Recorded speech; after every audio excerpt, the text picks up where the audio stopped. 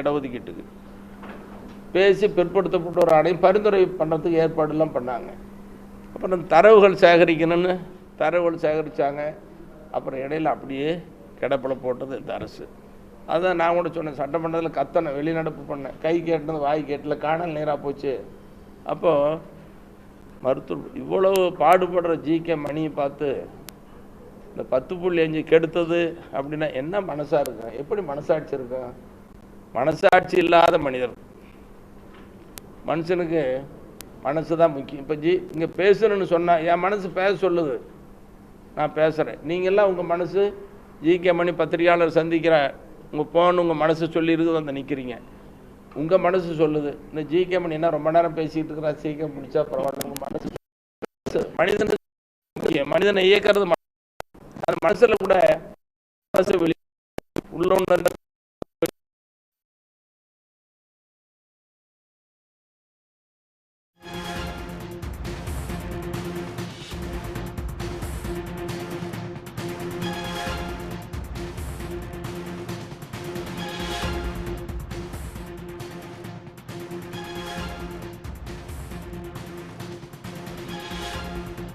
ராமதாசுடன் இருப்பதால் என்னை வசைபாடுகிறார் என்று ராஜா வீட்டு கன்றுக்குட்டி எட்டி உதைக்கத்தான் செய்யும் என்று பொறுத்து கொண்டுதான் இருந்தோம் என்று ஜிகே மணி செய்தியாளர்களை சந்தித்த காட்சிகளை நாம் பார்த்தோம். அன்புமணி மனசாட்சி இல்லாத மனிதன் என்று ஜிகே மணி குற்றச்சாட்டினை முன்வைத்திருக்கிறார். அந்த படத்தோட 28/5/2022 அதில் தீர்மானத்தில் மருத்துவரையா கையெழுத்து, நானும் மருத்துவர் அன்புமணி, பொதுச்செயலர் வடிவேல் ராவணன் எல்லாம் போட்டு தேர்தல் ஆணையத்துக்கு அனுப்புகிறோம். அடுத்த நாள் தேர்தல் ஆணையத்துக்கு போயிடுச்சு. 22லேருந்து 25 வரைக்கும் 3 ஆண்டு காலம் பதவி அப்படின்னு போட்டாச்சு. இதுக்கு இடையில் 2023ஆம் ஆண்டு அவர் தலைவராக தேர்ந்தெடுக்கப்பட்டதாகவும் மற்ற நிர்வாகிகள்லாம் தேர்ந்தெடுக்கப்பட்டதாகவும் இதெல்லாம் அந்த கடிதம் அதெல்லாம் போட்டு தேர்தல் ஆணையத்துக்கு அனுப்பிச்சு, தேர்தல் ஆணையத்தில் எப்படியோ ஏதாவது வளைச்சியோ நெருக்கியோ என்னவோ அது செய்தி நடந்துச்சு, அதெல்லாம் வெளியில் சொல்லக்கூடாது. தேர்தல் ஆணையம் என்ன பண்ணுச்சு, 2016 வரைக்கும் மருத்துவர் அன்புமணி அப்படின்னு ஒரு கடிதம் கொடுத்து உங்களுக்கு தெரியும். இதுக்கு இடையில் இன்னொன்று பாருங்கள், இது எவ்வளோ பெரிய முரண்பாடுன்னு. 2025ஓட பதவி முடியுது. 2026 சட்டமன்ற தேர்தல் வர்றதுனால ஓராண்டு காலத்துக்கு பதவி நீட்டிப்பு கொடுக்கணும்னு சொல்லி ஒன்று. 2025ஓட பதவி முடிஞ்சு போச்சு, பதவி நீட்டிப்பு கொடுக்கணுங்கிறது ஒன்று. 2023 தேர்ந்தெடுக்கப்பட்ட 2026 எவ்வளோ முரண்பாடு. தேர்தல் ஆணைய துணை இதுக்கு தான் டெல்லியில் போய் நாங்கள் போராட்டம் பண்ணோம். அவர் பொய் பேசுகிறாரு ஜிகே மணி, எங்கள் அப்பா கிட்ட மருத்துவரையே பொய் பேசுகிறார். டெல்லியில் நடந்த போராட்டம் உங்களுக்கு தெரியும். இந்த தேர்தல் ஆணையத்தை கண்டித்து தான் தேர்தல் ஆணையம் இவ்வளோ அன்னைக்கு ஒரு தேர்தல் ஆணையம் கடிதம் கொடுக்குது. 2023லேருந்து 26 வரைக்கும் பதவி அன்புமணி கொடுத்த கடிதத்துக்காக நாங்கள் சொல்கிறோம், நீங்கள் நியாயம் வேணும்னா நீதிமன்றத்தை அணுகுங்கன்னு அன்றைக்கி ஒரு கடிதம் கொடுக்குது. அன்னைக்கே தமிழ்நாட்டில் சென்னையில் போராட்டம், டெல்லியில் போராட்டம்னு மருத்துவரையை அறிவிக்கிறார். இன்றைக்கி கனமழையினால் சென்னையில் முடியல, அடுத்த நாள் டெல்லியில் போராட்டம். அந்த போராட்டத்தில் எவ்வளோ பேர் கலந்துக்கிட்டாங்கன்னு நீங்கள் தொலைக்காட்சியில் பாருங்கள். தமிழ்நாட்டிலேருந்து 300க்கு மேலே போனாங்க. ஒரு வாரத்துக்கு விமானம்லாம் இல்லாமல் ஒரு வாரம் கழித்து அவதிப்பட்டு சேர்ந்தாங்க. அப்படி கஷ்டப்பட்டு வந்தவங்களை பார்த்துட்டு 400 பேர்த்துக்கு கலந்துக்கிட்டாங்க. ஜிகே மணி 30 பேர் கலந்துக்கிட்டு மருத்துவர் ஐயா கிட்ட 3000 பேர்னு சொல்கிறான், பொய் சொல்கிறான். இப்படி ஏராளமான பொய், வாய் திறந்தால் பொய்ன்னு எங்கள் ஐயா சொல்லுவார், நான் அப்படி சொல்லலை. ஆனால் 30 பேர் கலந்துட்டு 3000 பேர் சொல்கிறாங்கிறத மருத்துவர் ஐயா இந்த நாடும் ஊடக நண்பர் நீங்களும் பார்க்கணும். அப்போ எப்படி பொய் பேசுகிறாருன்னு சொல்லி 30 பேரை கலந்துக்கிட்டாங்க. நான் 3000 பேர் தான் சொன்னேன், 400 பேர்னு தான் சொன்னேன். 400 பேர் தான் உணவு கூட ஏற்பாடு பண்ணோம். உணவு கொஞ்சம் பத்தாமல் போயிடுச்சு. அப்புறம் இதை எதிர்த்து எங்கள் மருத்துவர் ஐயா டெல்லி உயர்நீதிமன்றத்தில் வழக்கு தொடர்ந்தார். அந்த வழக்கில் என்ன சொல்லிடுச்சுன்னா, மருத்துவர் அன்புமணி 2026 வரைக்கும் என்னுடைய பதவி காலம் நீட்டிக்குது சொல்லி கடிதம் கொடுத்ததுனால அதை ஏற்றுக்கொண்டு நாங்கள் அவருக்கு கடிதம் கொடுத்துருக்குறோம். இது அங்கீகாரத்தை இழந்த கட்சி, அங்கீகாரம் இல்லாத கட்சி. அதனால் உங்களுக்குள்ள பிரச்சனை இருக்குதுன்னு சொன்னால் நீங்கள் சிவில் நீதிமன்றத்துக்கு போய் நாடலான்னு சொல்லிடுச்சு. இதுதான் சொன்னது தீர்ப்பு. இது அப்போ அன்புமணி பதவிக்காலம் இல்லை, முடிஞ்சு போச்சு, சிவில் நீதிமன்றத்துக்கு என்ன போங்கன்னு தானே தீர்ப்பு. இது மருத்துவரையை தொடர்ந்த வழக்கில் வெற்றி. அன்புமணி 2026 வரைக்கும் தலைவர் பதவி எனக்கு தான் சொன்னார். ஆனால் டெல்லி உயர்நீதிமன்றம் என்ன சொல்லிச்சு? தேர்தல் ஆணையமே வந்து சொல்லிட்டாங்க. தேர்தல் ஆணையம் நாங்கள் அன்புமணி 2026 வரைக்கும் கடிதம் கொடுத்ததுனால நாங்கள் கொடுத்தோம், இப்போது இன்வேலிடு, நீ வேணும்னா சிவில் நீதிமன்றத்தை போய் நாடுங்கன்னு சொல்லிட்டாங்க. அப்போ தலைவர் பதவி இல்லை. நீ தீர்ப்பு அதுதான். அதை விட்டுட்டு நான் தான் தலைவர், இது வெற்றின்னு இனிப்பு கொண்டாடுறாங்க. மருத்துவரையாவுக்கு வெற்றி கிடைச்சிருக்குது, இனிப்பு கொடுப்பாங்க, கொண்டாடத்தான் செய்வாங்க. இது கொண்டாட்ட வேண்டாம் அப்படின்னு சொன்னால் நீங்கள் அப்பா கூட சேர்ந்துக்குவாங்க, ஒன்றா சேருங்க. அப்புறம் இந்த துரோகிகள்லாம் இருக்கிற வரைக்கும் நாங்கள் வர முடியாது. நாங்கள் யார் நீங்கள் துரோகிகள் நினைக்கிறீங்களோ சொல்லுங்கள், நாங்களாம் வெளியில் போயிடுறோம்.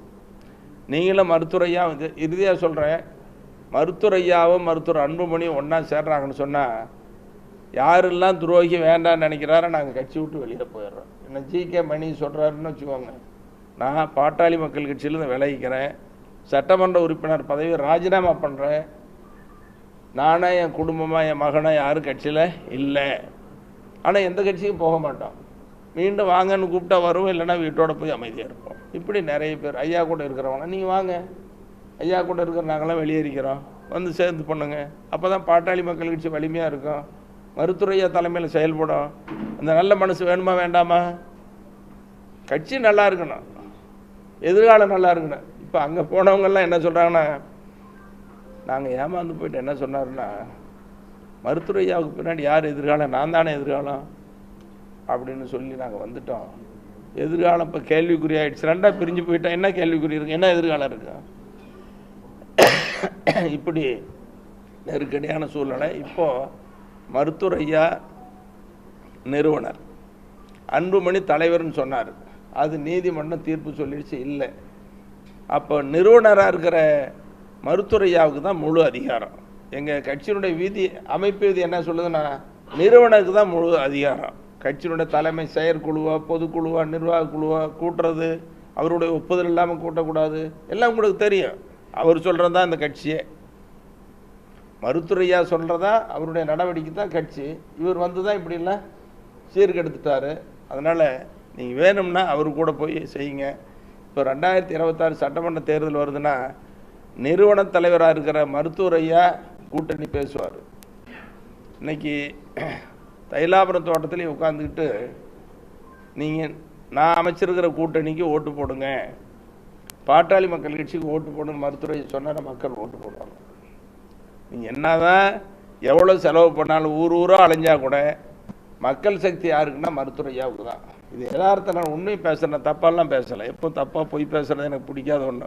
பொய்யாக பேசுகிறது, எங்கள் மேலே குற்றச்சாட்டு சொல்கிறது யாருன்னு தெரியும். இப்படி இருக்கிற சூழ்நிலையில் இன்னும் மற்ற கட்சிகள்லாம் கூட துவங்கலை, விருப்ப மனு வாங்க ஆரம்பிச்சிட்டாரு.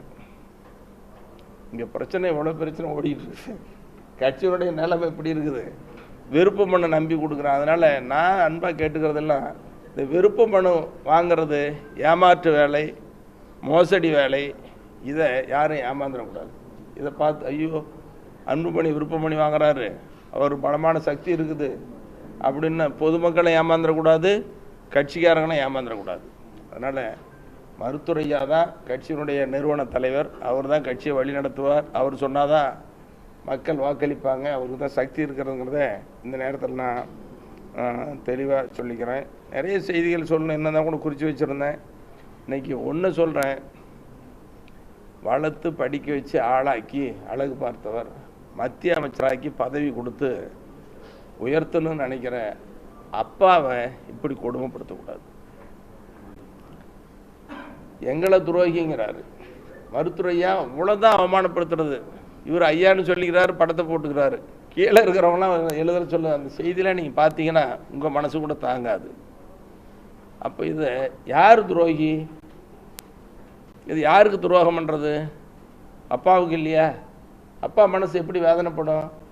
அப்பாவிலையும் சாதாரண அப்பா இல்லை, ஒரு தனி நபராக இயக்கத்தை உருவாக்கி போராடி ஜெயிலுக்கு போய் பல பேர் உயிரிழக்க செய்து உயிரிழந்து வளர்த்த இயக்கத்திலிருந்து தட்டி பறிக்கிறதுக்கு அபகரிக்கிறதுக்கு நினச்சா அவர் மனசு எப்படி இருக்கு, எவ்வளோ வேதனைப்படும்?